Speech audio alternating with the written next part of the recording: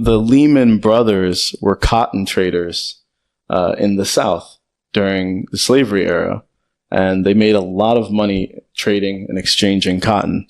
Okay. And then they established the first ever commodities trading house in the United States, in New York, called the New York Cotton Exchange. Okay. Right? Fast forward, Lehman is one of the biggest financial institutions in the world. They no longer exist. They collapsed during the crisis of '08.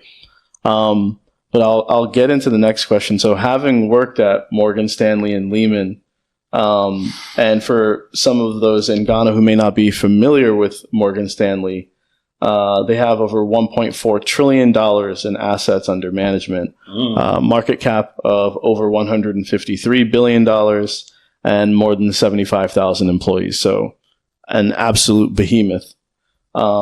And of course, Lehman is no longer around, but they were the fourth biggest in the world when they were. What was it like working at these firms? Not a lot of people get in through those doors. How competitive is it to get in? What's the work like? And what did you learn from being there? Well, it was a necessary evil. Be careful of what you wish for. Because every young business graduate would kill to be in one of these top 5 investment banks. Right.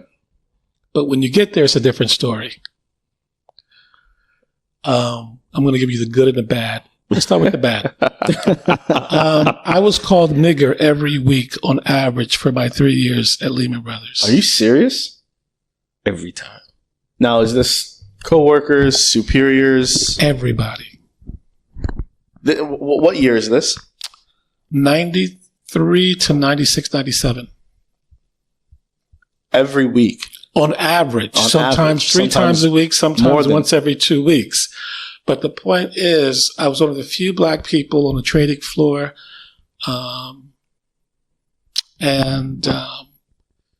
It was heavily concentrated white men. The only non-white men who were around were like the math quants who were Indian or Asian. So they were tolerated because they were, rocket scientists when it comes to derivatives and things. But women and minorities had to fight like crazy to get in the door. So it was a cesspool of